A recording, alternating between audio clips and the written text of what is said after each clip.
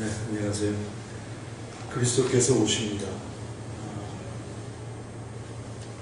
하나님께서 오십니다. 이 참 사실 말이 쉽지 보통 사건이 아니고요. 쉽게 믿을 수 있는 얘기는 아닙니다. 그분이 오십니다. 그리스도께서 오십니다. 그런데 오늘 우리에게 주시는 말씀을 보면 우리에게 이렇게 말씀하십니다. 주님께서 오시는데 주님의 뜻을 행하러 오신다. 하나님께서 오십니다. 하나님의 뜻을 행하러 오신다.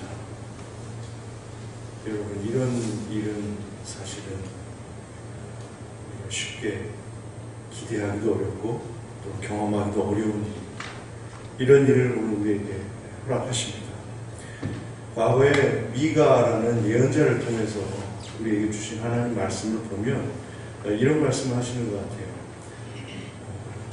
태초부터 계시던 그분이 이렇게 우리에게 전해주신 거죠. 예언자를 통해서.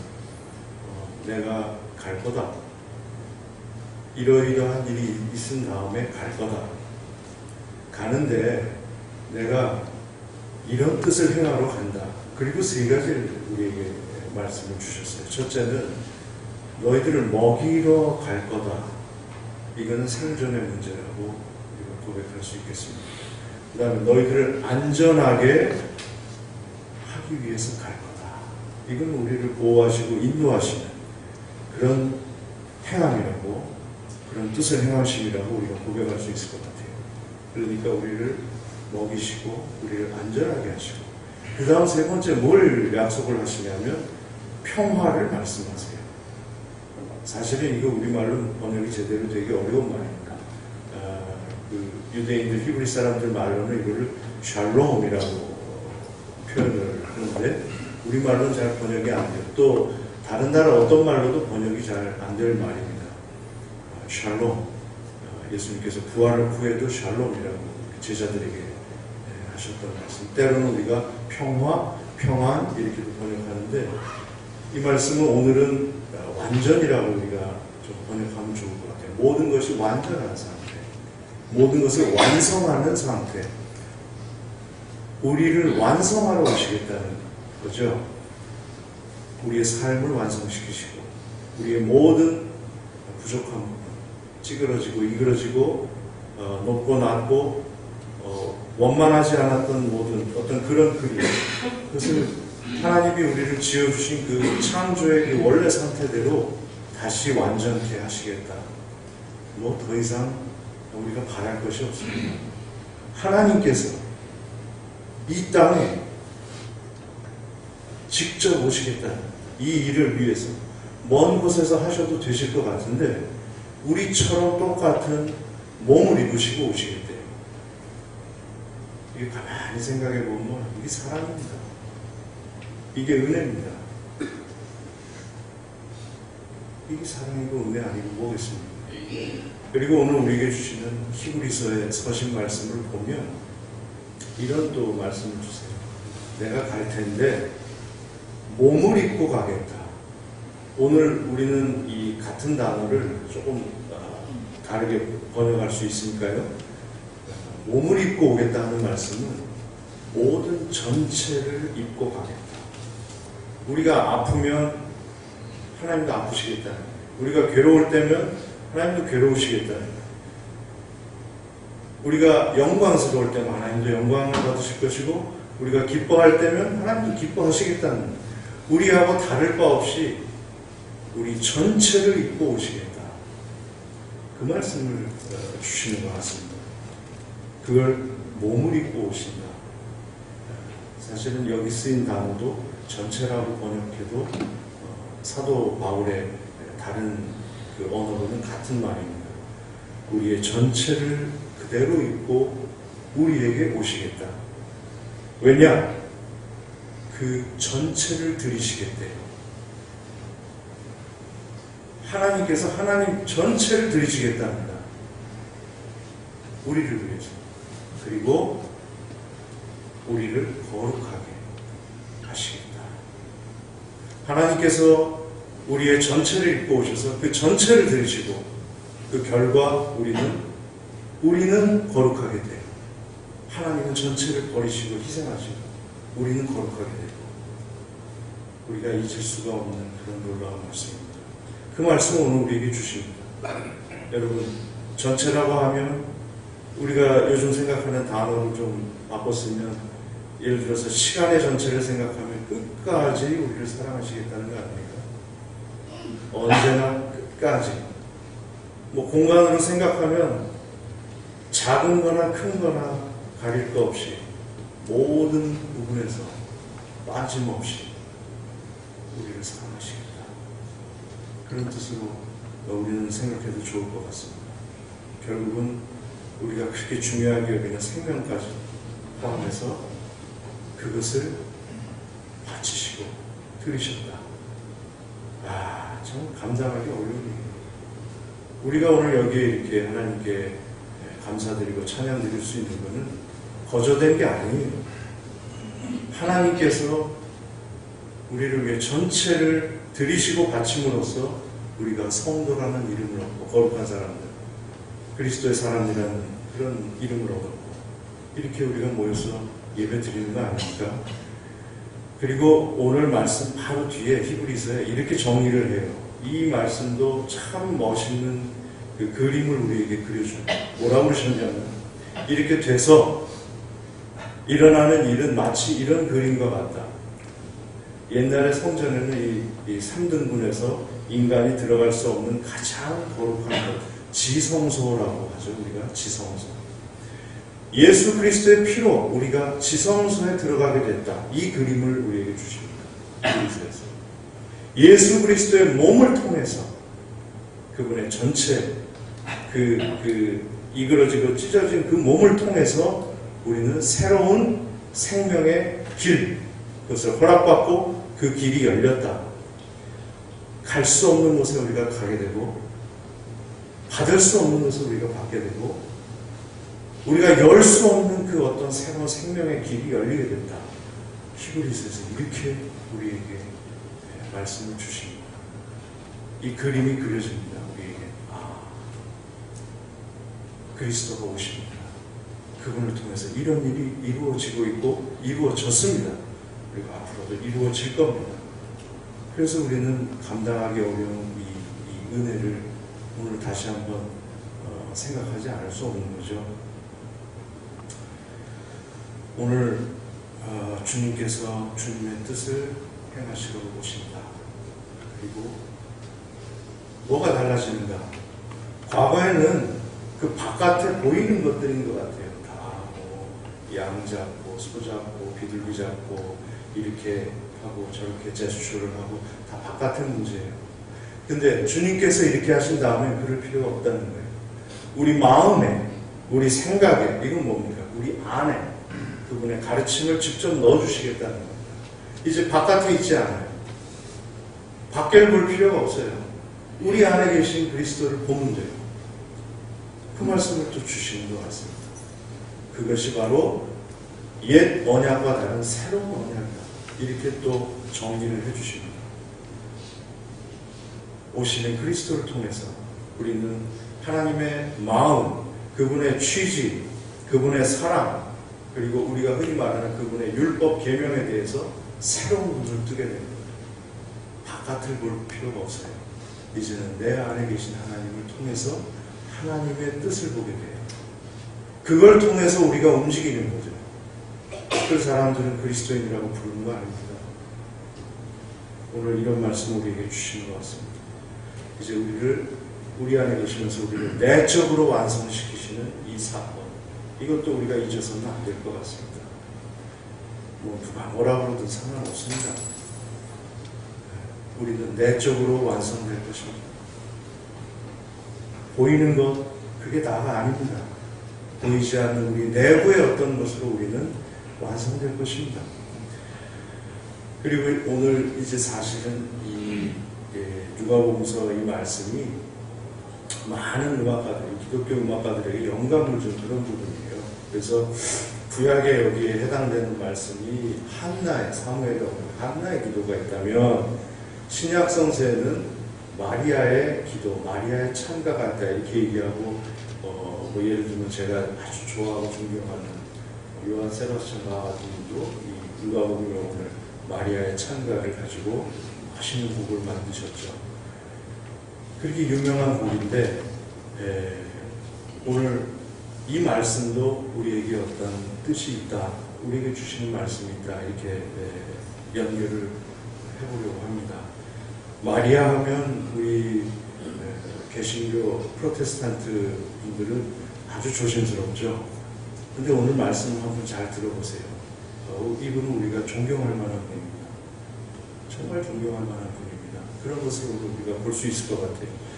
왜 그러냐면 처음에 마리아에게 천사가 은혜를 입은 자야 이렇게 말씀을 전하시지 않습니까? 은혜를 입은 자야. 이게 무슨 말일까? 마리아도 당황했어요. 우리도 당황하지만 이게 도대체 무슨 뜻일까?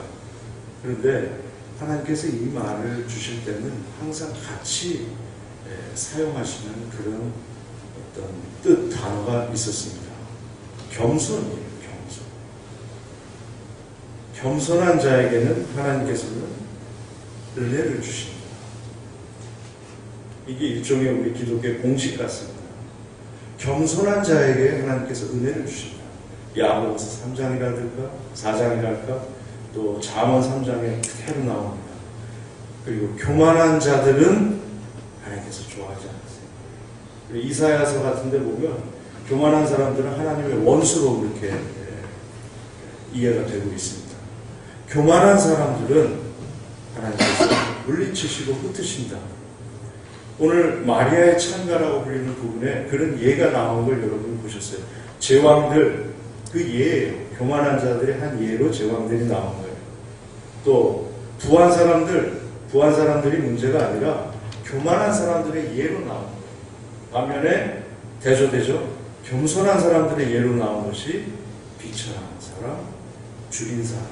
여기서 비천한 사람으로 우리 성경에 번역한 말, 오늘 우리는 겸손한 사람으로 번역하면 좋겠습니다. 그 단어가 그렇게 번역될 수 있습니다. 예수님께서 이렇게 말씀하셨어요. 나에게 배워라. 그런데 멍에를 메고 배워라. 이렇게 말씀하세요. 멍에. 멍에는 여러분 연결입니다. 그러니까 소나 말이나 이렇게 채워서 두 마리가 같이 일할 수 있게 하는 연결이에요. 연결. 나하고 연결되자 그 말씀이에요. 연결돼서 배워라. 근데 뭐라고 하셨냐면 나는 온유하고 겸손한 그 같은 단어입니다. 나는 겸손하고 겸손한. 나는 온유하고 겸손한. 온유가 겸손이고 겸손이 온유예요. 성서에서 온유하다고 표현된 사람들 다 겸손한 사람입니다. 오늘 마리아에게 그 호칭이 주어집니다. 은혜를 입은 자야. 겸손한 자야. 너 겸손하구나. 내가 그걸. 근데 여러분 마리아 찬가에서 그 알아주심에 대해서 마리아가 이렇게 찬양하죠. 이 넘치는 기쁨 제가 주체할 수 없습니다. 그 말이고 이 여종의 비천함을 아니에요. 이 여종의 겸손함을 아시고 보살펴 주셨나이다. 겸손한 자에게 은혜를 베푸신 하나님께서 마리아의 겸손함을 아시고 인정하시고 그 말씀을 하고 계세요. 그래서 은혜를 입은 자야 하는 말은 비천하다는 말은 겸손하구나. 하나님 제 겸손함을 알아주셔서 감사합니다. 그게 이렇게 맞고 있습니다. 이렇게 잘 맞고 있습니다. 그 다음에 이 여종이라고 했어요. 여러분 예수님은 마리아의 아들입니다. 별명이 마리아의 아들이에요. 별칭이. 요셉의 아들이 아니에요. 무슨 얘기인지 아시죠? 유대 사회에서는 그렇게 부르지 않습니다. 남성 중심의 사회인데 마리아의 아들. 그만큼 마리아의 존재는 뚜렷했을 거예요. 그런데 여러분 마리아는 예수님의 어머니로 사시지 않았습니다. 누가복음서에 의하면 그렇습니다. 그럼 어떤 존재로 살았느냐? 예수님의 첫 제자로 살았습니다. 그리고 끝까지 예수님의 제자로 살았습니다. 여러분 생각해 보세요. 내 아들의 제자로 살 수 있습니까? 우리가? 내 아들의 제자가 될 수 있습니까? 진짜 겸손한 분이에요. 제자로 사셨어요. 누가복음을 1편이라고 하면 사도행전을 누가복음 2편이라고 얘기합니다. 같은 분이 기록하셨습니다. 사도행전의 1장에 보시면 오늘 나온 말씀이 같이 나옵니다. 예를 들어서 성령이 임하시면, 사도행전 1장 8절에 나오죠. 성령이 임하면. 그 다음 똑같은 중요한 단어, 능력이, 권능이 임한다. 사도행전 1장 8절에 그대로 나옵니다. 이건 누가가 소중하게 생각하는 표현입니다. 성령이 임하시고 권능이 임하신다. 성령이 임하시고 권능이 임하신다. 누가복음에서 마리아는 성령이 임하시고 권능이 임해서 예수님의 첫 제자요 진정한 제자가 되었다라고 누가는 우리에게 고백합니다. 그리고 사도행전에서 우리가 아는 많은 제자들에게 이렇게 얘기하는 거죠. 성령이 임하시고 권능이 임한 다음에 당신들의 진정한 증인이 되십시오. 근데 그 현장에 예수의 어머니 마리아도 함께 있더라, 이렇게 되어 있습니다. 오늘 누가복음과 사도행전을 통해서 우리에게 주시는 하나님의 말씀은 마리아를 제발 누구의 어머니로 보지 말라. 우리가 상상할 수 없는 그런 문제죠. 자기가 낳은 아들, 늘 어리게만 보이는 그 존재가 아니고 이분을 주님으로 고백하고 주님으로 섬기고 주님의 제자가 될 수 있겠느냐, 이걸 우리에게 주시는 겁니다. 이 겸손, 대단한 겸손, 그리고 자신을 아들의 주님의 여종이라고까지 표현하고 있습니다. 그리고 그것을 받아들이고 믿고 기뻐하고 그대로 살았습니다. 존경할 만합니다. 예수 그리스도의 첫 제자는 어쩌면 누가복음에 의하면 마리아였다. 자신을 통해서 하나님이 이 땅에 주시는 그 귀한 아들, 이미 태어나기 전부터 이루는 제자가 되었습니다. 놀라운 일입니다. 여러분, 그리고 말씀대로 이루어지기를 하면서 마리아가 이 말씀을 받아들입니다.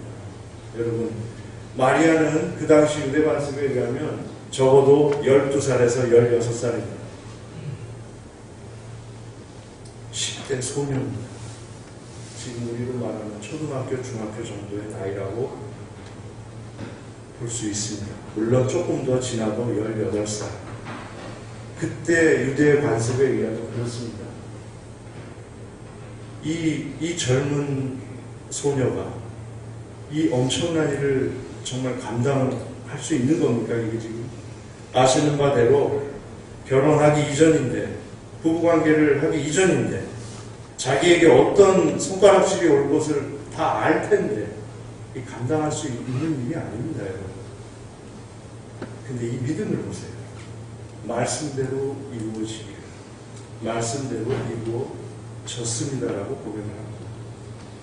이거 보통 믿음 아닙니다. 보통 믿음 아닙니다. 하나님의 말씀을 그대로 순종하고 받아들일 수 있는 이 믿음, 이 순종, 그리고 그것을 깨닫고 바로 하나님께 드리는 기쁨의 찬양까지, 이런 건 우리가 유심히 살펴볼 필요가 있습니다.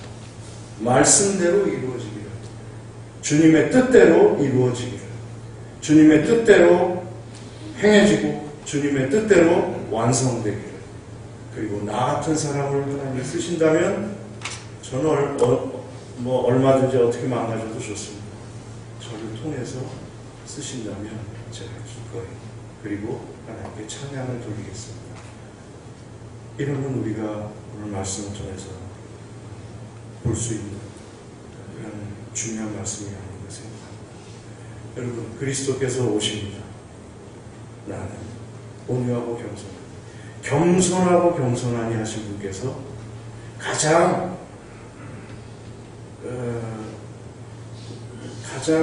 그 당시로 보면 깨끗하고 흠없고 겸손한 분이 아니었을까요? 마리아가 하나님 보시기에 가장 겸손한 분을 통해서 오십니다. 하나님의 선택입니다. 가장 겸손한 분을 통해서 오시고, 이 겸손한 분은 이렇게 그리스도와 연결됩니다. 그리고 오늘 우리에게도 이 겸손함을 통해서 그리스도와 연결되기를 바라고 있습니다. 오늘 우리에게 주신 말씀입니다. 주님께서 주님의 뜻을 행하러 오십니다. 주님의 뜻을 행하러 오신 하나님, 그리스도께서 오셨습니다.